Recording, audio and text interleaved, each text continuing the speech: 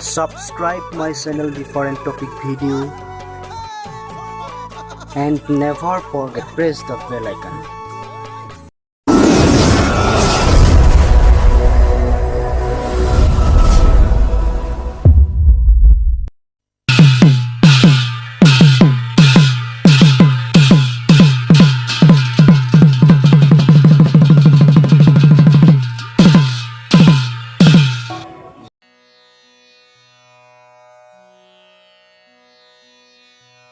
সকল অবস্থা আছে পায়া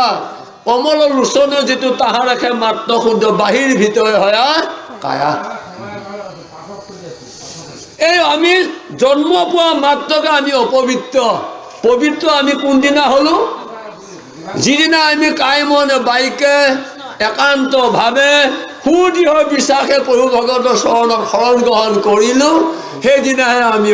পবিত্ৰ হলো যদি হয় মুচি নাম ললে হিও হয় খুশি ফটো এই দিদি ফটো হেৰুৱাই ললো আকৌ বলে ফটো আহিব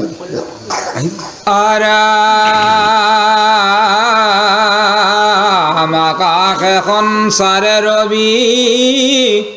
ৰথ যেন বায়ু সূৰ্যৰ লগত হৰৈ জগতৰ আয়ু ৰামে কখন মানে যিটো শুন কৃষ্ণ কথা তাৰ বিনে আনৰ যি বন যায় বিঠা কৃষ্ণ আমাৰ পদ্মনাই আমাক জনাইছে একশন্য মানে যিটো শুনে কৃষ্ণ কথা তাৰ বিনা আনৰ জীৱন যায় ব্যাখ্যা আমি কৰ্মময় জীৱ আমি কৰ্ম কৰিব লাগিব কৰ্ম কৰি গৈ থাকোঁতেও যদি ঈশ্বৰক সুমন কৰিছে তেতিয়াহ'লে কামত আহিব বুলি গীতাত স্বয়ং ভগৱন্তই অৰ্থাৎ কৃষ্ণই অৰ্জুনক কৈছিল হে অৰ্জুন মনে মনে লৈ নাম যদি বা বেকতে তথাপি সদায় ফুৰো তাৰ লগতে দবা নেগেৰালৈ বৰতাল বজাটোকে নাম লোৱা বুজা নাই মনে মনে যিজনে নাম লৈ আছে কাঠৰ মালা ফাটাইছোতে মনৰ মালা কাহাইছোতে মনতে যদি লৈ আছে তেনে নামো কিন্তু কাম কৰিব বুলি এই পদ্মনাই কৈছে একশন্য মানে যিটো শুনে কৃষ্ণ কথা তাৰ বিনা আনৰ জীৱন যায় ব্যাখ্যা আজি আমাৰ বাদ বনাই পাঠ কৰিছে আপোনালোকে অকণমান সময় হলে শুনিছে এই শুনওঁতে যিখিনি পুণ্য অৰ্জন কৰিব তপ জপ যাগ যজ্ঞ হোম তীৰ্থ ব্ৰত পালন কৰক বোলে নহ'ব বুলি ক'ত কৈছে মহাপুৰুষ মাধৱদেৱে কৈছে যিটো জনে কৃষ্ণ কথা বিচাৰে সময় মনে ধৈৰ্য ধৰি সদাকে থাকৈ যত তীৰ্থ স্নান দান দেও পিতৃ যজ্ঞ জাগ দান যোগাদি ফলকে পাৱই বোলে যাগ যজ্ঞ হোম তীৰ্থ ব্ৰত পালন কৰি যোগ সাধন কৰক নহ'ব নহ'ব মহাযোগীজনে বৰ্মক চিন্তে যদি মুখে হৰি নাম নলৈ সিও হৈব ভস্ত সংসাৰত পৰে চাৰি বেদেহে নকয় যে মহা যোগীসকলে যুগৰ মাধ্যমৰে প্ৰভু ভগৱন্তক সাক্ষাৎ কৰিবলৈ বিচাৰে কিন্তু নোৱাৰে কিয় নোৱাৰে মুখৰে যেহেতু ৰাম নাম লোৱা নাই কাৰণ প্ৰভু ভগৱন্ত ৰাম নামৰ মাধ্যমৰে তেওঁ বৈশ্য কৰিব পাৰে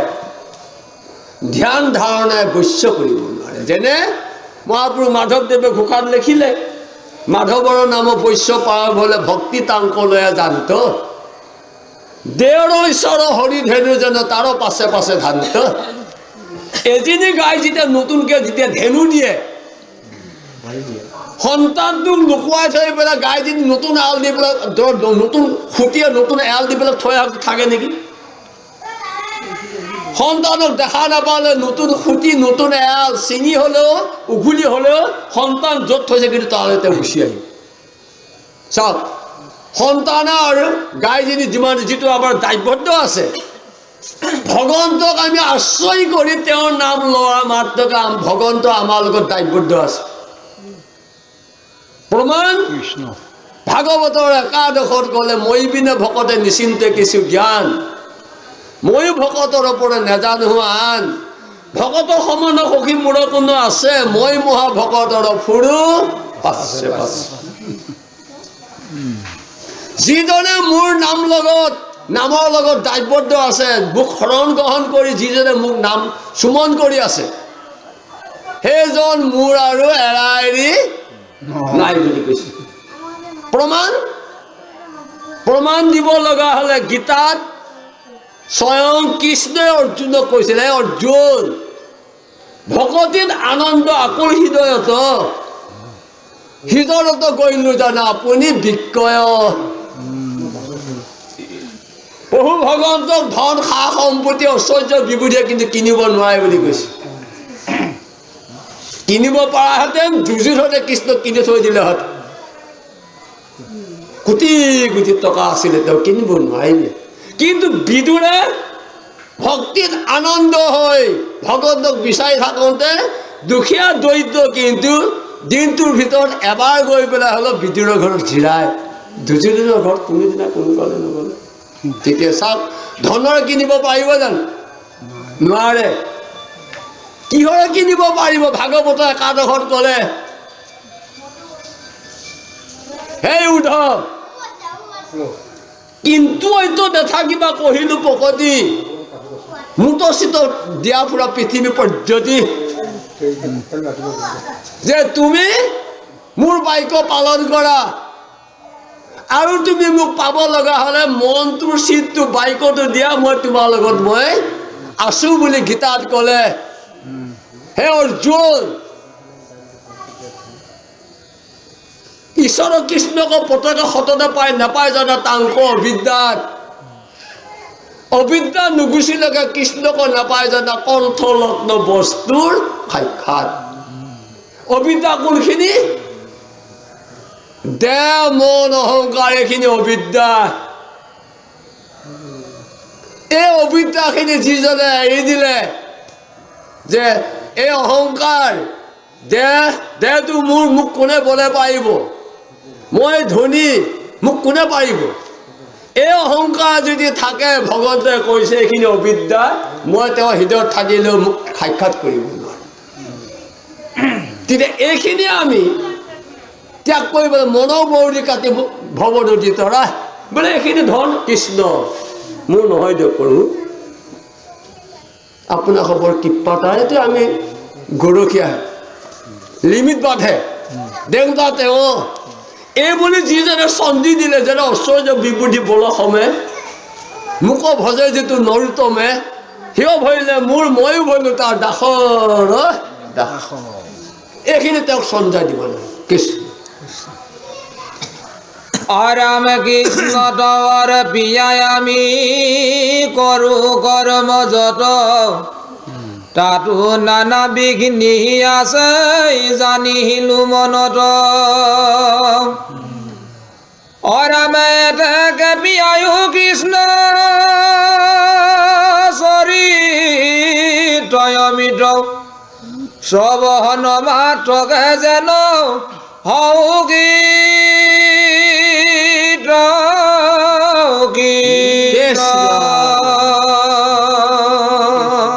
কৃষ্ণতো অৰ্পিয়া আমি কৰো কৰ্ম যত তাতো নানা বিঘিনি আছিল জানিলো মনত আমি কোৱা কথা নহয় আকৌ দেই ভাগৱতৰ গুৰুজনাই লিখি থৈ যোৱা আৰু নিমিক্ষাৰণত 28 সহস্ৰ ঋষিসকলে প্ৰকাশ কৰিছিল যে আমি কৃষ্ণক অৰ্পণা কৰিও যদি আমি কৰ্ম কৰিছিলো বিঘিনি পৰা কিন্তু আমি ৰেহাই নাপাওঁ কি বিঘিনি বিঘিনি শব্দটো কি ঘোষাত মাধৱ পুৰুষে উল্লেখ কৰিলে যিটোজনে শুদ্ধভাৱে হৰিত শৰণ লয়া হৰিক সহিত বুলি আছে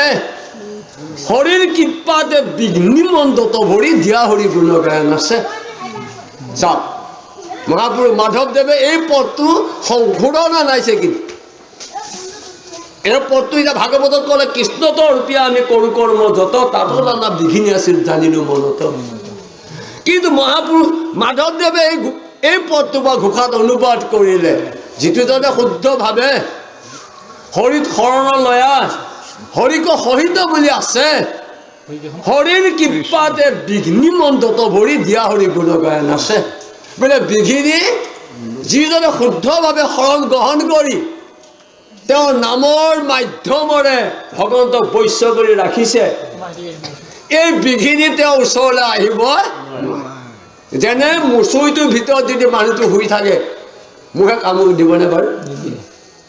কিয় নিদিয়ে মুখে তাক ছেভ কৰিব সহায় কৰে মানে আঁঠুৱাতে সহায় কৰে ঠিক তেনেকৈ আমিও জ্ঞান বিজ্ঞান তদৰ ৰহস্য যিঠাতে থাকে সেইটো সীমন্তক নাহিকে দুৰ্বিগ মাই মৰক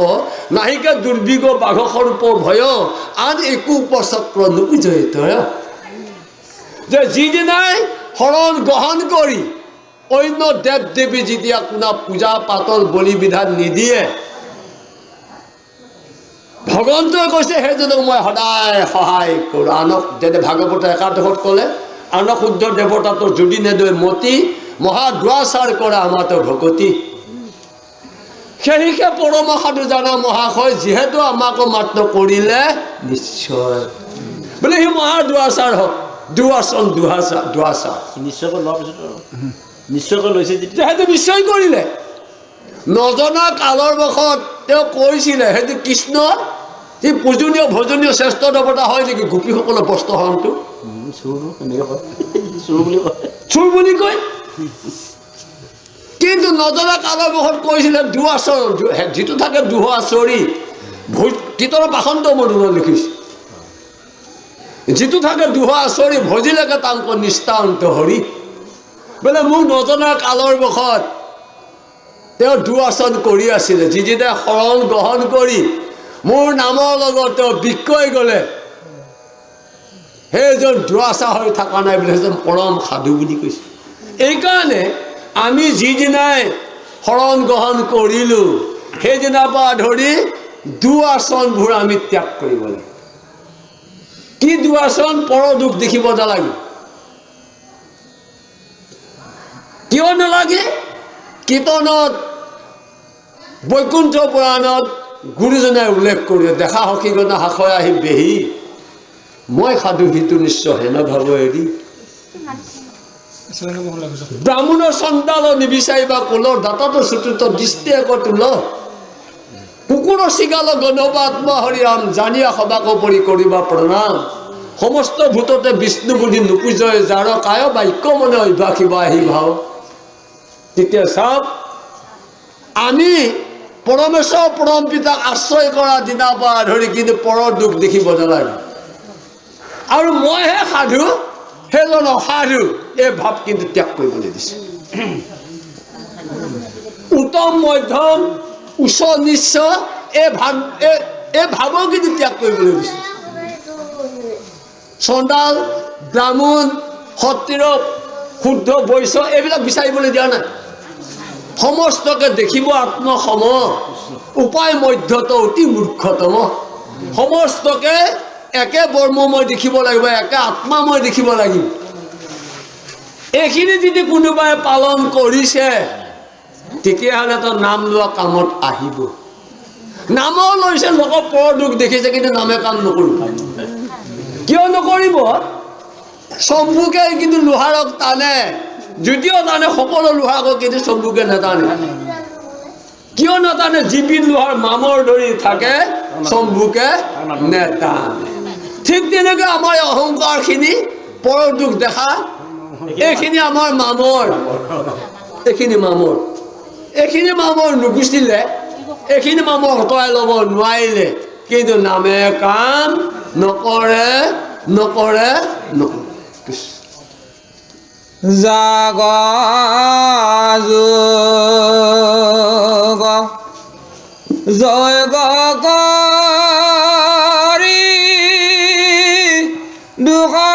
পালো মাত্ৰ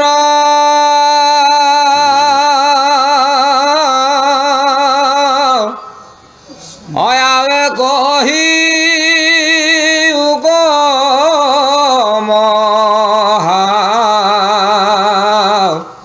ভাগৱত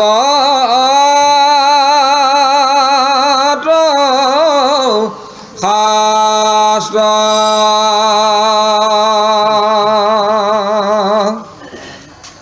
কৃষ্ণ কথা এইটোৱে আমি ততো কৰিছা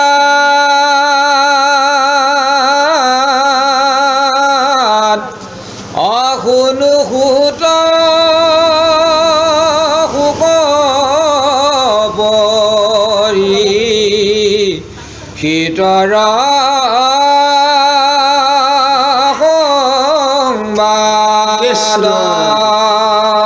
জাগ যুগ যজ্ঞ কৰি দুখ পাইল মাত্ৰ এবে কহি উক মহাভাগৱত শাস্ত্ৰ আমি যাক যজ্ঞ হোম তীৰ্থ ব্ৰত পালন কৰোঁতে আমাৰ সহস্ৰ বছৰ আমাক এনে বেথে গ'লে আৰু এইখিনি আমাৰ এনেই শ্ৰম হ'লে কিন্তু আমি কোনো ফল নাপাওঁ এতিয়া আপুনি কওকচোন বাৰু মহাভাগৱতৰ যিখিনি ধৰ্ম পৰীক্ষিতৰ আৰু কৃষ্ণৰ জন্ম বৃত্তান্তখিনি আমি শুনিবলৈ বিচাৰিছোঁ প্ৰভু আপুনি যেতিয়া আমাৰ প্ৰতি কৃপা হয় আমাক শুনাত বৰ আগ্ৰহ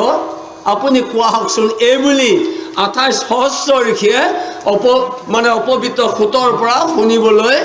জানিবলৈ বুজিবলৈ বিচাৰিছোঁ এ ৰাম যাৰ ঘোঁৰা চলে আদি আকাশৰ পথে সসাগৰা পৃথিৱী যি নীলোয়ে কৰথে অৰাম জম্বুদ্বীপ প্ৰতি পৰীক্ষিত মহাবীৰ তৰুণ কালতে কেন তেজিলা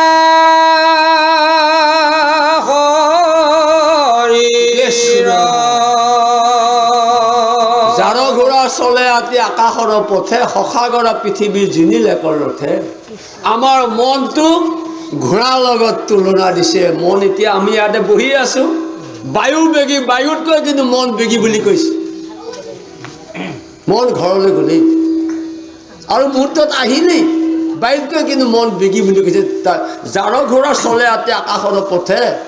সসাগৰা পৃথিৱীৰ জিনিলে কৰথে জম্বদ্বীপ প্ৰতি পৰীক্ষিত মহাবীৰ তৰুণ কালতে কেন তেজিলে শৰীৰ যে 7খন জম্বদ্বীপ জিকি তেওঁ ৰজা হ'লে আৰু তেনে এজন পৰীক্ষিতে তৰুণৰ কালত কিন্তু তেওঁ প্ৰাণ ত্যাগ কৰিলে কেনেভাৱে ত্যাগ কৰিলে এই কথাখিনি আমি জানিবলৈ শুনিবলৈ বুজিবলৈ বিচাৰিছোঁ গুৰুদেৱ আপুনি যেতিয়া আমাৰ প্ৰতি সুদহে আপুনি কোৱা হওকচোন এইবুলি 28 সহস্ৰ ঋষিয়ে পৰীক্ষিত আৰু কৃষ্ণ জন্ম কথোপকথনখিনি শুনিবলৈ আৰু জানিবলৈ বুজিবলৈ বিচাৰিছোঁ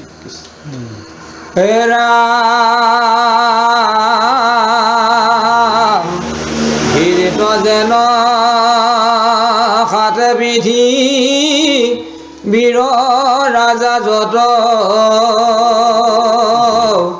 কৃষ্ণৰ ভকত তেনেতেই মহাভাগৱত অৰাম হৰি স্মৰি যিটো জনে কৰি লাটনু ত্যাগ কহি উতাহান জন্ম কুটব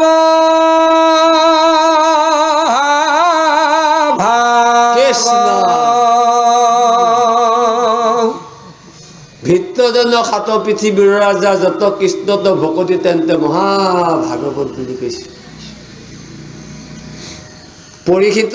এইখন হ'ল ভাগৱত আপোনাক হ'ব কৈছে মহাভাগৱত যিসকলে পৰমেশ্বৰ পৰম পিতাক আশ্ৰয় কৰি সাধুৰ সংগৰ মাধ্যমত ভক্তি ৰখি হৈ আছে চৈতন্য সকল চৈতন্য যিহেতু চৈতন্য পৰমাত্মা ৰূপে হৃদয়ত আচন্ত প্ৰকাশী তাতে সেই ইন্দ্ৰিয়গণ ভূত প্ৰাণ বুদ্ধি মন পৱত জড়কৰ জড় ৰাখি এইসকলে কৈছে চৈতন্য চৈতন্য আমি জানো বিচাৰ বিবেচনা আমাৰ আছে এইকাৰণে ভাৱৰ পৰা মহাভাগৱত সৃষ্টি হৈছে ভাগৱতী ভাৱৰ পৰা মহাভাগৱত সৃষ্টি হৈছে এইকাৰণে এই দেহটোক কৈছে মহাভাগৱত মহাভাগৱত এইখন হ'ল ভাগৱত তৰুণ কালতে কেনে তেজিলে শৰীৰৰ ভিত্ত যেন সাত পৃথিৱীৰ ৰাজা যত কৃষ্ণক ভকতি তেন্তে মহাভাগৱত বোলে কৃষ্ণক তেওঁ ভক্তি কৰিলে আৰু তেওঁ দেখোন মহাভাগৱত বছৰ আছিলে আৰু অলপ আছিলে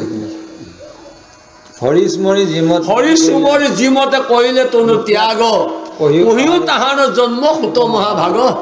বোলে তেনেজন পৰমেশ্বৰ পৰম পিতা তেওঁ সাতটা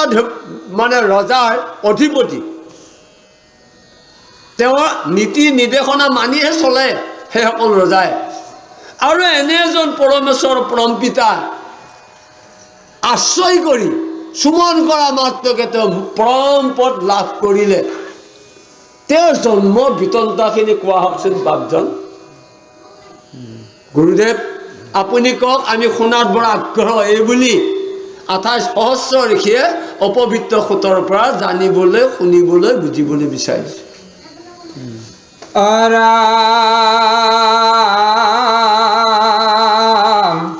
বিষ্ণু বৈষ্ণৱৰ কিনিছি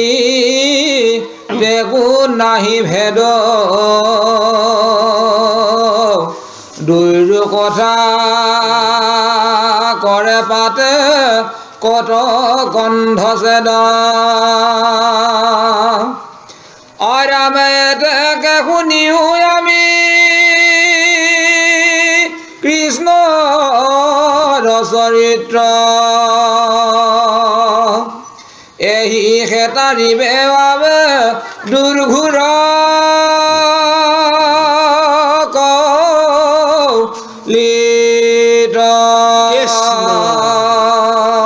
বিষ্ণু বৈষ্ণৱক নাহিক ভিন্ন দুই কথাক কৰে পাতক কৰ্ণ ছেদ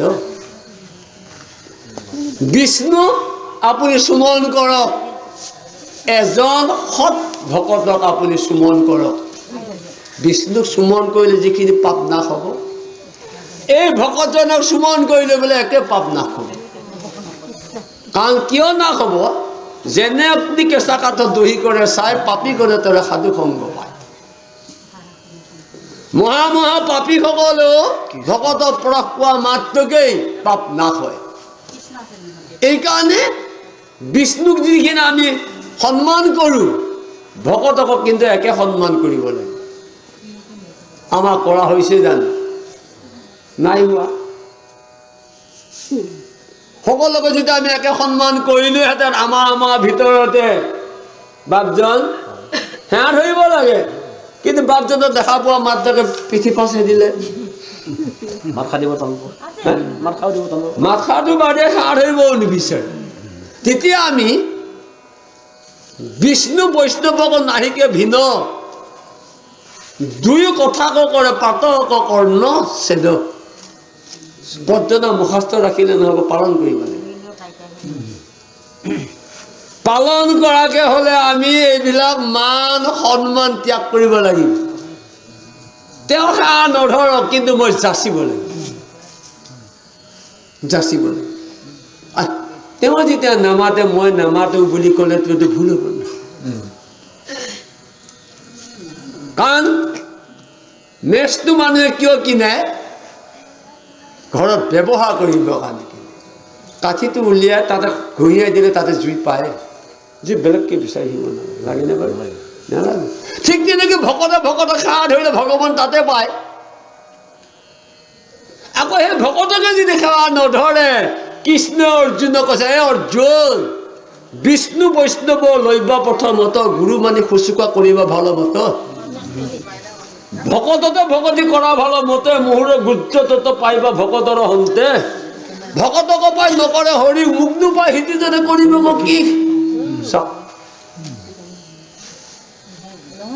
এইকাৰণে নাম লোৱাটো সহজ, পালন কৰা কিন্তু জটিল। নাম ক'ত আছে? কৃষ্ণ যেহি নাম সেই কৃষ্ণ ভজা নিশ্চয় কৰি, নামৰ লগতে ফুৰে আপোন শ্ৰী হৰি। কোন নাম? নামকে ৰজে, নামকে ভুঞ্জে, নামকে কৰে সেও। নিজ নাম লৈ জীয়ত হৈ যাব, মূলত নাপালে কেও। এইসকল হ'ল নাম মূৰ্তি, এইসকল নাম মূৰ্তি। এইসকলক বাদ দি, এইসকলক অপৰাধ লগাই মই নাম ললে কিন্তু নামে কাম নকৰি। কাৰণ ভকতক নিন্দা কৰে অধমে, জানিবা নামৰ দোহী সিটো পৰমে। জাত সন্তে ভলে নামৰ খিয়াতি, তাকো কি নামৰ নিন্দা সহায়াতি। বেমাৰটো তাতে লাগি আছে। হৰি ভকতক দুখেও নধৰে, জম কাল মায়া কলি। শিশব কথাক যিজনে নেমানে, তিনিটো কৰিয়া বলি। প্ৰভুসকল, আপোনাক হবে ভকত হওক, ভকত হওক, পৰ দুখ নিবিচাৰি, নিবিচাৰিব ভকত হওক। কোনোবাই যদি সেই তেনে এজন ভকতক যদি কোনোবাই বেয়া ভাৱে আহিছে, সতী তেওঁ হ'ব, কিন্তু আপোনাৰ একো নহয়। বেয়া ভাৱে কোনে আহিছিলে? দুবাষা ঋষিয়ে আপোনাৰ ভিক্ষুমুনিক নিধন কৰিম বুলি আহিছিল। কিন্তু ইতিপূৰ্বে অম্ব ঋষিয়ে ভগৱানক সঞ্জয় দি থৈছে। সি কিন্তু নাজানে, ভাবিলে মই সাপ দিম তাক, মই আজি মৃত্যুদণ্ড দিমেই। এই বুলি আহি বেয়া ভাৱে যেতিয়া আগবাঢ়ি আহিলে, অম্ব ঋষিয়ে ভগতক সঞ্জয় দি থৈছে। তেওঁক অৰ্পণা কৰি জলটোপা খাইছে। কিন্তু যে প্ৰভু সময় পাৰ হৈ গ'ল, মই কি কৰিম? বোলে আপুনি এটোপা জল খাই দিয়ক। খাই দিয়া মাত্ৰকে সাপ দিবলৈ আহি গ'ল। ইফালে প্ৰভু ভগৱন্তে সুদৰ্শন চক্ৰ পঠাই দিলে, যোৱা। কোন সেইটো? 7 দিন 7 ৰাতি সুদৰ্শন চক্ৰই তাক লৰুৱাই দেখুৱাইছে। দুবাষা ঋষি উপায় নাপায় বৰ্মা ওচৰলৈ গ'লে, বৰ্মাই ক'লে মই নোৱাৰিম বিষ্ণু চক্ৰ। শিৱ ওচৰলৈ গ'লে শিৱই ক'লে মই নোৱাৰিম, তুমি বিষ্ণু ওচৰলৈ যোৱা। বিষ্ণু ওচৰলৈ গ'লে ভগৱন্তই ক'লে প্ৰভু আপোনাৰ চক্ৰ আপুনি ফেৰাই লওক। দেখিছে মই কি হৈছে, 7 দিন 7 ৰাতি দৌৰ মাৰি ফুৰিছোঁ। মানে মই নোৱাৰিম, মই ভকতক চঞ্জাই দিলোঁ। মই ভকতক মই চঞ্জাই দিলোঁ। মই এতিয়া মোৰ বিষ্ণু চক্ৰ নহয়, এতিয়া মই ভকতক চঞ্জাই দিলোঁ। তুমি যদি বাচিবলৈ বিচাৰিছা, য'ত অপৰাধ হৈছে তেওঁৰ ওচৰলৈ যাব লাগিব। তুমি যদি যাবলৈ বেয়া পাইছা, ব'লা ময়ো যাওঁ। ভগৱানৰ সহায় দুবাষা ঋষি আহি অম্ব ঋষিৰ ওচৰত ক্ষমা বিচাৰি। অম্ব ঋষিয়ে ভগৱন্তক আহ্বান কৰিছে, প্ৰভু হস্তিও পিছলৈ পাওঁ, সজনেও বুঢ়ে নাও, চিঠৈ পৰিলে বঙালো নাকাটে বুলি কৈছে। এওঁ ক্ষমা বিচাৰিছে, মই আপোনাৰ চৰণত প্ৰণিপাত জনাইছো, আপোনাৰ বিষ্ণু চক্ৰ আপুনি ফিৰাই লওক। অম্ব ঋষি আহ্বান কৰ্মে বিষ্ণু চক্ৰ যেতিয়া ফিৰাই ললে, সেই দুবাষা ঋষিয়ে তেতিয়া কৈছে, স্বীকাৰ কৰিছে, মই আজি প্ৰমাণ পালো। কেনেকে প্ৰমাণ পালো? মই কৃষ্ণ ভকতক মই আজি মই বেয়া ভাৱৰে মই তেওঁক নিধন কৰিম বুলি আহিছিল, কিন্তু মই ফেলাৰ হলো। বিষ্ণু ভকতক মই একো কৰিব, মই আজিৰ পৰা মই নিজকে প্ৰমাণ পালো বুলি কৈছো। এইকাৰণে আমাৰো আপোনাক হবে ভকত হওক। যদি ভকত হৈছে, দুষ্ট ভাৱৰে কোনোবা আহিলেও আপোনাক একো কৰিব নোৱাৰে বুলি কুশাত মাধৱ পুৰুষে লিখিছে। জ্ঞানে বা অজ্ঞানে মাধৱৰ নামত যিজনে ফুৰে সুমৰি, সিটো মূৰ বুলি হাতে অস্ত্ৰ ধৰি ৰাখিও ফুৰন্ত হৰি। বোলে জ্ঞানে হওক অজ্ঞান বশৱতী হওক, তেওঁ যদি নাম পাহৰা নাই, মোক সঞ্জিত হৈছে, মই হাতত অস্ত্ৰ লৈ তেওঁক ৰাখি ফুৰো। তাৰ প্ৰমাণ ইহাতৰ জয়দবী সঞ্জাত নোযোৱা লৈক পলাদৰ সাক্ষী। পলাদক নিজৰ পিতৃয়ে বহু শাস্তি দিলে, পাৰিলে জানো? নাই। হিৰণ্যক্ষয় ফেলাৰ হলে পলাদক একোৱে কৰিব নোৱাৰিলে বুলি আমাক ককা দেউতাসকলে কৈ গৈছে, কিন্তু ককা দেউতাসকলে নিৰক্ষৰ একো নাজানে, কিন্তু কৈ গ'লে গোপাল মণিৰাম বোলে কি বোলে শিলক স্বীকৃতি নখয় দুখ পালো শিলটোক একো কৰিব নোৱাৰে। ঠিক তেনেকৈ আপোনালোকে ভকত হওক, কোনোবাই আপোনাক বেয়া ভাৱে আক্ৰমণ কৰক, কিন্তু আপুনি নাম নেৰিব, ঈশ্বৰক অৰ্পণা কৰি থাকক, আপোনাক একো কৰিব নোৱাৰে। এইকাৰণে আমি ভকতে হওক, পৰৰ দুখ আপোনালোকে নিবিচাৰে। কৃষ্ণ দেৱৰ